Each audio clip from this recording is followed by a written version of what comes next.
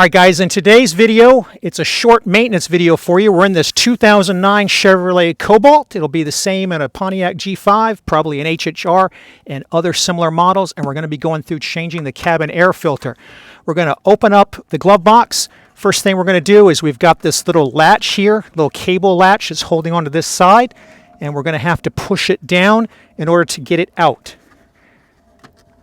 Push it down and let it pop out, then squeeze the sides in.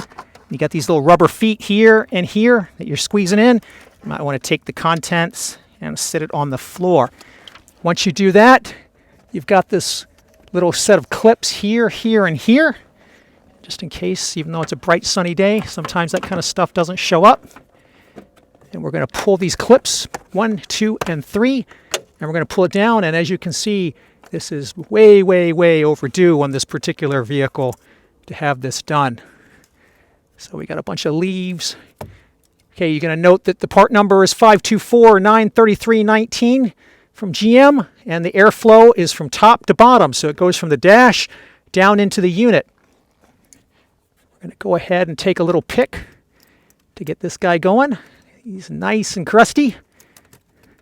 And then we're probably going to have to get in here with a vacuum, but we're going to go ahead and work this out, trying to get as many of the leaves to fall on this side of the glove box as we can. All right, and there's our old dirty one. Now let me get in here with a vacuum and I'll show you putting in the new one. All right, guys, we've got that vacuumed out and we're going to be putting a new ACDelco. It's got a CF125 number from Delco and GM 524-93319, just like the old one we pulled out. And one of the reasons I showed you that writing on the old one to take note of is you can see here, in order to read this and catch that part number, the airflow direction is upside down, right? So you can't always be sure that the legibility of things is the direction that it should go. You always want the filter airflow pointing in the down direction on this model. So now we're going to go ahead and slide this guy back up into that cubby hole he came out of. You're going to push along the sides because that's where it's got the strongest rigidity. And then we're going to close the little door and do all 3 latches. Get our flashlight out of here. And then one of the things we want to go and find is, here's our little roller, right, that we pulled off of our glove box. We want to take note of where that is. Grab it with our finger. We're going to come back up.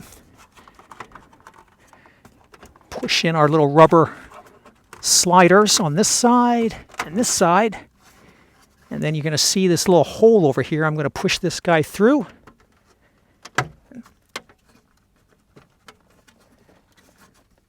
Slide him in, get him in on there, and then we're going to make sure he's working just fine, and then we'll put our manuals and stuff we took out, and the job is done. So I hope this helps you out. It's quick, easy, and it's something you should do on a periodic basis. I'll put in the description links to where you can find the part number for this particular one, as well as some upgraded filters that have odor protection in them. They got activated carbon added to them, for example. So there's a couple of different ones that'll fit this model. If you got questions or comments on how to do this, go ahead and leave a comment below, and I'll try to help you out. And as always, thanks for watching.